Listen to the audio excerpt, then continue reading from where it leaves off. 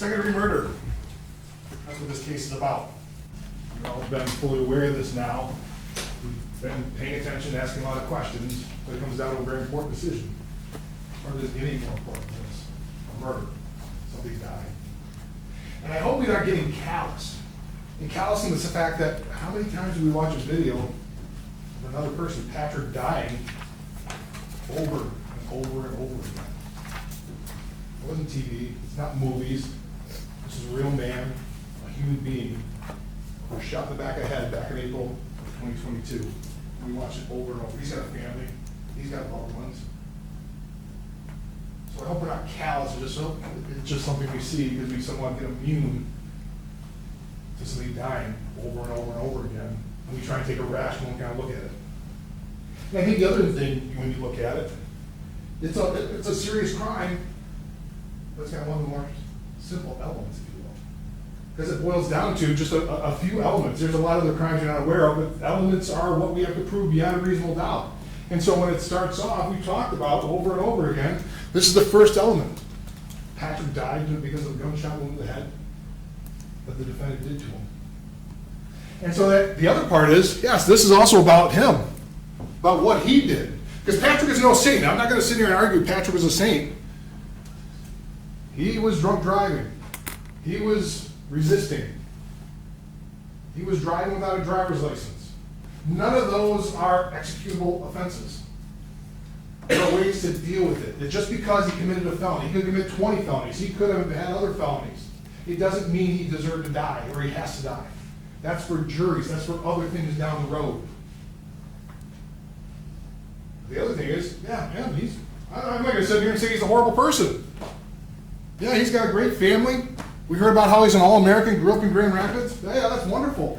That's great. It's also fairly irrelevant. Because you don't compare, okay, one's good, one's bad, they'll just throw it up there. You have to base the case based on the facts. You'll hear from the judge that sympathy or prejudice shouldn't play any role in your decision. So you've got to base your decision on the facts that were here, the facts that were what the witnesses said, the videos, all the policies and procedures. That's what you have to base it on. Not, well, he's a hometown boy and want to do good, and we've got this bad guy who's drunk driving. It's not that simple. It is simple in terms of the elements, though. Clearly, the defendant killed Patrick back in April. And he had an intent to do so.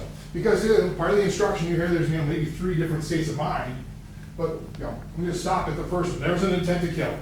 And the intent to kill, please don't get wrapped up. Nobody's saying that when we left that morning that he intended to kill somebody. When he fired the shot, he intended to kill. That is clear when you put a bullet in somebody's back of somebody's head. So in terms of the elements they have to prove, the first 2 are proven, no question in your mind. Those are the 2. Those are the easy ones. So what does it come down to? Why are we here? Number 3. Number 3, was the killing justified or excused or reduced to a lesser crime? That is your decision. That is why you're here. And justified, I talked a little bit of cross the line clean. Words matter. And words matter in terms of, it matter, we're going to hear a lot of instructions, and sometimes jurors get wrapped up in terms of instructions that, this is the law, and we're in a courtroom, and somehow things change because you're in a courtroom. You don't lose your collective common sense. You'll hear that instruction from the judge. You have your own common sense. You have your experiences. The words that you use out there have the same meaning here. Justified. Done for a good and a legitimate reason. Excused. Removing something you had to do. You're excused from school. You have a duty to go to school. You're excused from school. You're removed. So what is the duty here? You have a duty not to kill somebody unless it's a really darn good reason. That's the duty you have here. That's the duty any of us have here. There's no difference between a police officer or a civilian. You can't take a life without a darn good reason. So when you start looking at that, when you start getting into the evidence, I think there's maybe also a little bit of confusion in terms of the law. What is the law? Okay? What is the law, and the law impacting the policy? Because you've heard that. There's, the policy of GRPD. You have to follow the law. Okay? The judge will tell you, your job is to follow the law policy, and what the policy is, in fact, may impact how you interpret the law and what happened here. But you have to follow the law. So the law on the left The defendant must have honestly and reasonably, once again, words have meanings, honestly and reasonably. It can be two different things. You kind of think of the same thing, but you can have an honest belief, but it's not reasonable, right? There's a lot of people that believe that have an honest belief. We never landed on the moon. It was a big hoax. Nobody landed on the moon. We made it up. There's a sound stage somewhere in California that we made up a moon landing. It's an honest belief. Is it reasonable? So a lot of what depends on is what is reasonable. And what is reasonable is also defined. And there's two, you'll see the same thing. You have the policy of GRPD is not vastly different from what the law is. You kind of take a look at the reasonable person under same or similar circumstances, looking at the totality of the circumstances, looking at everything that happened. What led up to that decision to fire that shot? You have to take in everything from the start to the finish. And it's got to be reasonable through the entire time. We've heard that testified to on a number of different occasions. So you have to, what is the reasonableness when you break it down? And once again, dealing with the facts of what was presented here today, or here this week, that the time you've been paying attention to. Well, maybe putting it another way, it was reasonable to shoot Patrick because he had the taser, he was outnumbered and exhausted. That's really the justification. That's the excuse. Okay? And that's an important thing because it's not that he pointed the taser. Nobody said that. The defendant took the stand, can't say that in a statement, never said he pointed the taser at me. He simply had the taser. That's it. The best we could get at was, well, maybe he was starting to turn and he thought he maybe pointed at him. No evidence, never said he threatened it, said he was going to use it, that I was going to kill you, said anything like that. He simply had the taser as one of the justifications of why I had to shoot. And the other one is, he was exhausted and alone, outnumbered. So, kind of taking that second one, let's take a look at that second one going from that perspective. Okay, why? Why were we in that situation? Well, that goes back to the chase. There's no dispute that, the defendant had the absolute right to try and place him under arrest. Okay? He was driving without a license.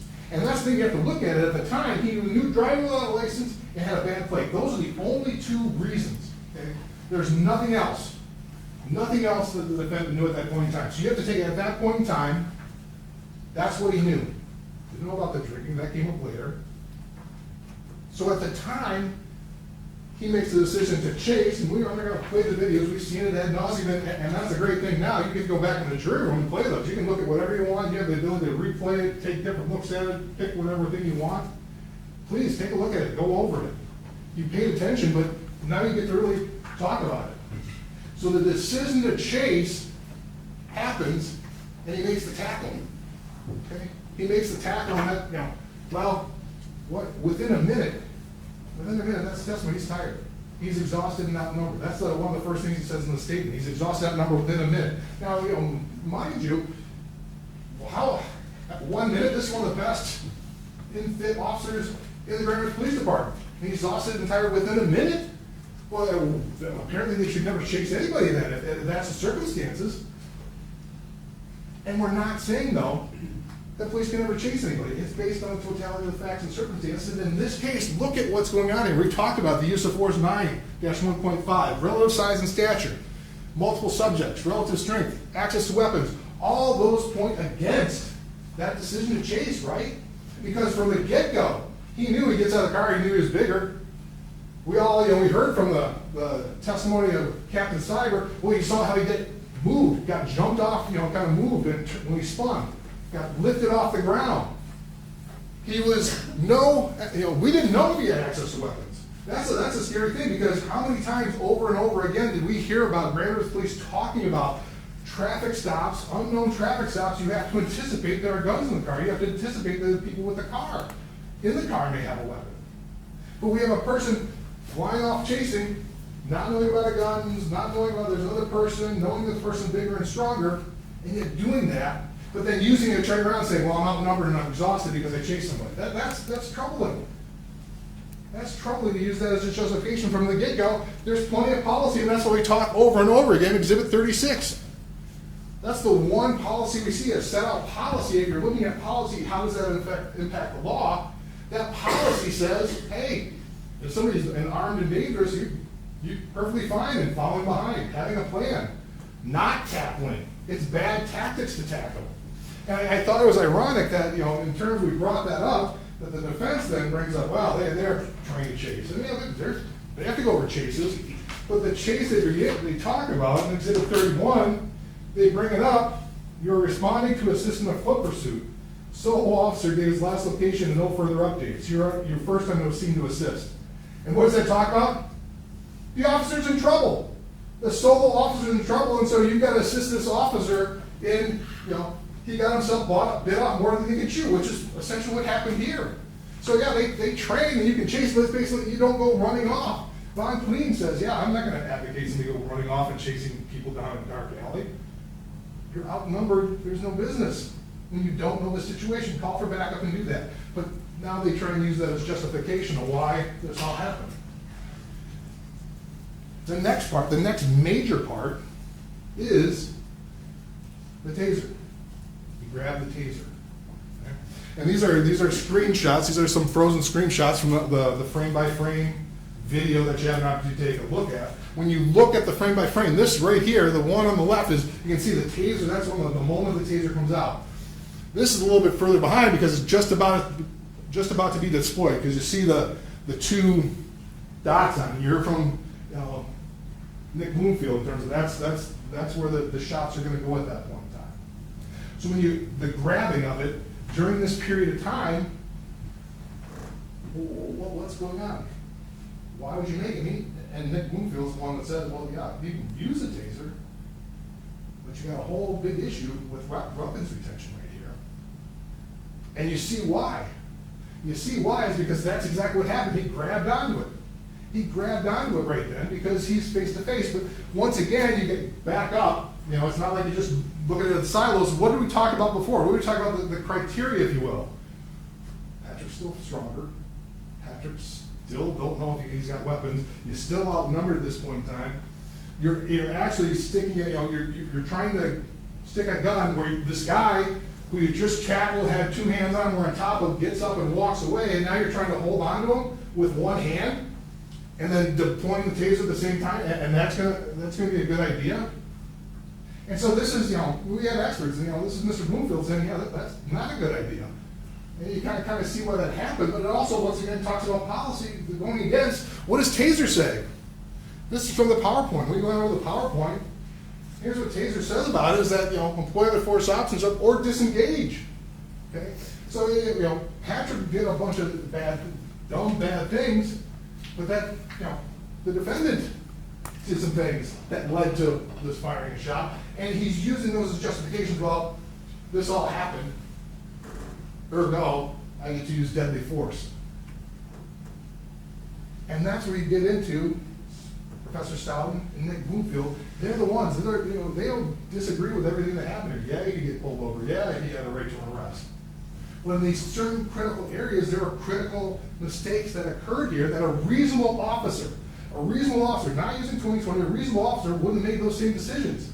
You don't try and chase him as bigger instructor. You don't try and bring a taser out holding on to with one hand in a position where he can grab the weapon, especially when a taser says, yeah, you can disengage. And the ideal footage that somebody has to use for a taser is 4 feet, even with the closed cartridges. Because we went over that. A closed cartridge, yeah, this Taser 7 had the ability to use closed cartridge, but closed is 4 feet, not an arm's length, which led to all this. So looking at the totality of the circumstances, you justify, well, I used a taser, I chased somebody, so I had to use, I shouldn't have, but I had to kill him then. That's essentially what they're arguing. So one of the things you also have to look at is the imminent threat analysis. And this is kind of interesting because, one of the things you hear in terms of all the witnesses, the experts on both sides, Von Clean and Professor Stoughton on both sides, they kind of use the same analysis, right? They talked about this. The imminent threat means intent, opportunity. Okay? I think there's a motive. I think Von Clean had motive. There's a similar thing. So if you think about that, when does Patrick do an imminent threat? When does that happen? Well, once again, you just don't. Use the defendant's statement because okay, he didn't testify to this, but take a look at his statements. Those are exhibits 39, 38, 39. The last two things I just admitted. Because when you go back and I cross-examined on them, in terms of what did he think was going on. What was going on at the time, Patrick's trying to get away. Because these are his statements. He began to walk away, he proceeded to turn away, he ran away from the stop, he would not comply with commands and continue. That's, I think, the last two are the key. Continue to move his arms and legs in an attempt to get away. From the get-go, all this time before the taser grab, he's got the idea, yeah, Patrick's trying to get away. That's the defendant's perspective. That's what he says in a statement back in April of 2022. Okay, Patrick's not threatening me. Patrick's not taking a swing at me. Patrick's trying to get away. That's the whole basis. Even when it comes to the taser. And that's the thing. That's the key moment. Okay, that's maybe that's where the, okay, well, something more is happening here. He puts his hand on the taser. What is the defendant's impression? The defendant's impression is he moved it so he'd not be struck. And that also compares, when you think about, you start comparing, you compare the witnesses. What do the other witnesses say? What does Wayne Butler, the neighbor? Wayne says from the get-go, yeah, Patrick's trying to get away. Wayne says, yeah, he's trying not to get tased. That's the whole thing. That's not an expert, that's just a normal civilian, a neighbor sitting there watching everything. He's not trying to get tased. You can tell that. That's a lot of what Seth and Professor Stoughton and Nick talk about. There's an intent to flee. There's no intent to harm. There's no assault going on here. He's trying to get away. You don't get to shoot somebody because they're trying to get away. That's not a justification. That's not an excuse. That's what the law is. And that's what the impression of everybody here, including the defendant, because that's a statement. So when you start looking at it, has the ability to have an intent to do great bodily harm. That's the imminent threat analysis. When does that start? Was it here? Because once again, you get to look at the pictures now, because right here, clearly, that one on the far side, he's moving away from him. That's obvious to everybody. So why now, just because he's got his hand on the taser, is he going to use it against him? He's never threatened him. He's never tried to swing at him. And you go back to these. Look at the first two. He's got plenty of opportunity, right? He's arm's length away. Both hands are open. Take a swing, punch, do something. It's no, grab the taser, get away from him. So once again, how does a reasonable officer in this situation think I'm going to die? When a guy who's done nothing more than keep trying to get away from you, to keep trying to walk away from this. How does a reasonable officer get that out of this? And then you go to, and these are exhibits from the body cam, or excuse me, the cell phone video. You hear about,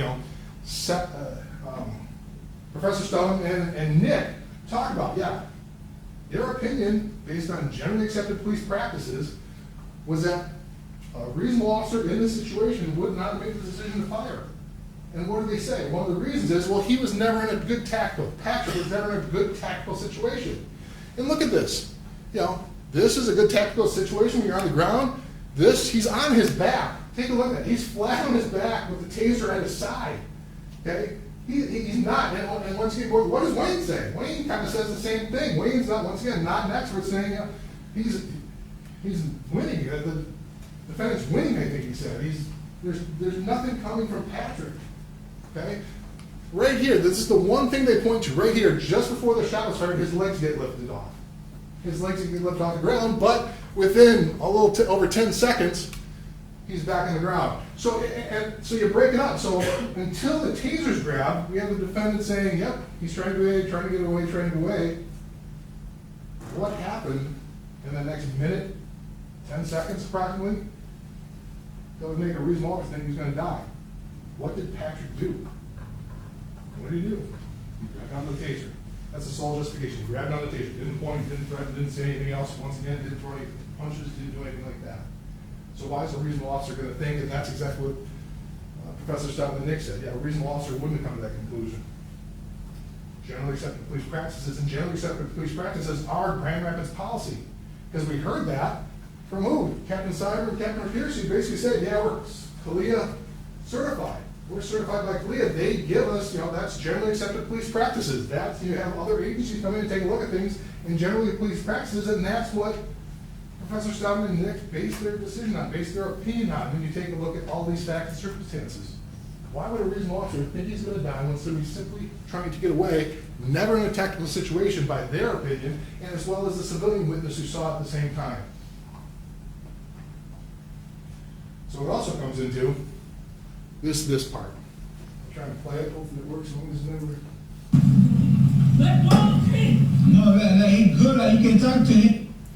Because that was one of the bases. That was the basis of Nick Bloomfield said, well, the other thing on top of it, the taser couldn't, there was no neuromuscular incapacitation. That was not possible because right there, because that's the second. And Brian Child says, yep, there's the second deployment. So it's been deployed twice. There was no probes that were going to fire out at that point in time. So he couldn't have been incapacitated. Well, they call it, David Blake saying, what the heck's going on? And, we need to, he doesn't hear anything, there's tunnel vision, there's, he's going to skip things and miss things. And his explanation at this point in time is, well, he could have, been out of breath. Been out of breath, I mean, listen to it and watch. Drop the tape, and then he moves it away as well. There's plenty of knowledge that he knew exactly what happened, but you also take a look at everything else. And you look at everything else, what happened there, what else? All these other things that he heard through this entire incident. Take a look once again at his statement. He heard everything. He heard the neighbor coming out of the house at the beginning. That's when the fight's still on. He heard that he didn't hear him, but that's still hearing, other units were on the way. He could not hear sirens later on. After the taser struggle, he knew that there were no sirens coming, that other cars were approaching. So he heard everything, and suddenly there's just one thing he misses, and that's on top of all the other perceptions he was making at that point in time. He saw, I mean, this is, he testified, here, he saw the red on the taser on what was happening. So when you look at all that, he was aware of anything, so suddenly this one thing he missed, that he wasn't aware that that taser had been deployed twice, so there's no chance of neuromuscular incapacitation. You have to ask yourself that. How is that possible? One thing, you just missed one thing out of everything he perceived. I mean, he perceived at the moment he fired the shot, in his statement, he says, yep, I checked the background, there's nothing there. So it's not like he says, I don't remember what happened. He says, yep, I was checking everything, I saw everything, I heard everything through this entire incident. So there's knowledge there that the taser was not able to be fired that would cause NMI. And the fact that it suddenly, maybe the NMI, that it could have caused pain, we heard over and over again. How many times did we hear from the various defense witnesses? Were you tased? Yeah, it was painful. It was painful as heck. It was burning, it was everything. Pain is not a reason to use deadly force. You can't use deadly force because you're going to be in pain. There's no instruction. You can use deadly force when you think you're going to be killed or you're going to be seriously injured. Pain is not part of that. Just because it's going to cause you a lot of pain. Burning the pain of 1,000 burning suns doesn't justify it. But they try and work that in now. And they try and add that in. And quite frankly, look at his statement. That was never the concern back when he wrote his statement back in April. The statement was he was afraid that he was going to get tased, there's going to be neuromuscular incapacitation, and then Patrick was going to grab his gun. It wasn't the taser that was causing the issue, it was the fact that he may get shot. So NMI said it, and so Patrick's going to grab his gun. Why would you think Patrick's going to grab his gun? Patrick never went for his gun. They testified, never touched his gun, never tried to go after his gun, never grabbed his gun. But that was the feeling at the time. Which also going into policy, we're trying to determine what policies should have an impact. You heard over and over again, what was the policy in 2020? Exhaust all alternatives before firing. Now I thought that's kind of interesting in terms of what they talk about. They keep on saying, well, in terms of if you make the decision to use deadly force, does that mean you have to go back down? That's not nobody's arguing that. Like I said, during one of the witnesses, if somebody comes out with a gun and points it at you, you don't have to try and use pressure points, right? Nobody's saying that. But when you're in terms of a struggle over that lasts a couple, 2-3 minutes, yeah, you got to try something else. Then what do we have here? We have arm strike, one arm strike, a bunch of knee strikes, taser gun. What does JRPD teach on this?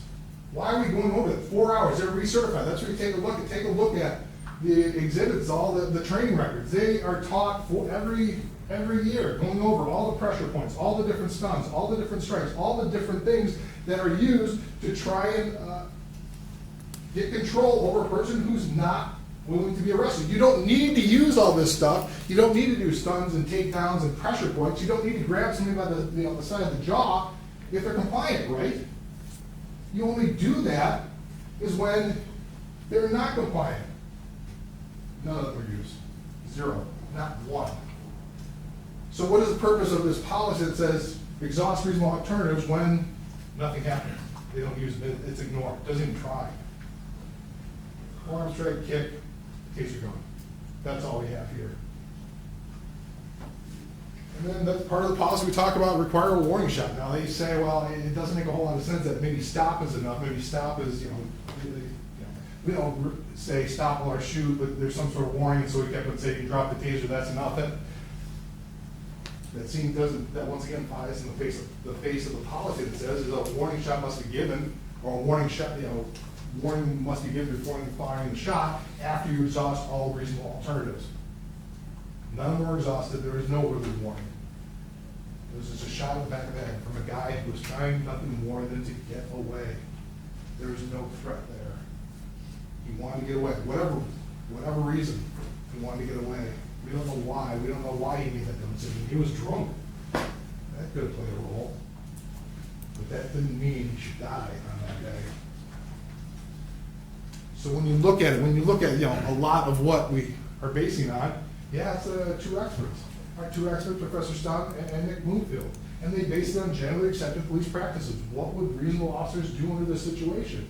And when you look at it, they take a look at the whole thing. As you look at it, there's I think Professor Stott said, there's an imminent threat. A reasonable officer would think there's an imminent threat of somebody trying to get away, but that's very different than an imminent threat of somebody trying to kill or hurt or injure somebody.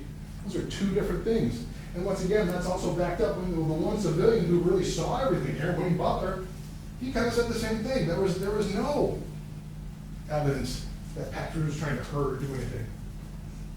He was trying to get away. The primary act was resistance, an attempt to hit harm, and he didn't do harm. I think that's an important thing. There's a fight to the death, and that's why I showed those pictures. There's a fight to the death, and the most injured, you got maybe some redness on his wrist. You're going to fight to the death? And they keep on talking about a fight. How's a fight? Or once again, a fight is defined as throwing punches, doing something else. This was a wrestling match. The most I could say, all the witnesses said this was active aggression. Okay? He was pulling away. He was wrestling. The only thing we can say is, well, potentially, maybe, he could have been, the defendant thought maybe he was going to turn and fire the taser. There was never a tactical advantage. That's what they said. Never a tactical advantage. So why would you think that you need to do it at the moment and fire that shot? Because what had happened over and over again? We saw Patrick tried to get up once, defendant shoved it down. Patrick got up again. What did he do? He walked away. So this time when Patrick's trying to get up again, he gets shoved down. Watch the video. Take a look at that video. He gets shoved down again.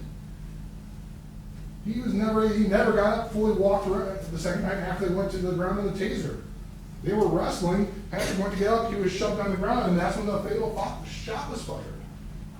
The defendant had tactical control. The defendant was on top of him the entire time. Why do you think you need to use deadly force under these circumstances? So what happens? If it's not reasonable, it's not lawful self-defense. That's the only thing that justifies it. That's the only way we get out of here without a verdict of guilty under these situations. There's not a reasonable officer that think that Patrick was trying to kill him based on what was here. So what does that mean? The defendant's guilty. This is a traffic stop. At the time the defendant knew what was going on. It was for a bad plate and no driver's license. What out of all this made him think he was going to die? He had his taser? That's not enough. He was tired? Yeah, he was tired. Everything was great. We don't need to beat over the head that he was tired. He was tired because he put himself in that situation. There was no reasonable officer that would think he was going to die based on the facts and circumstances here. So the verdict must come at the end. He's guilty of second-degree murder, and that's why I asked you to return the verdict of such. Thank you. Mr. Bordello?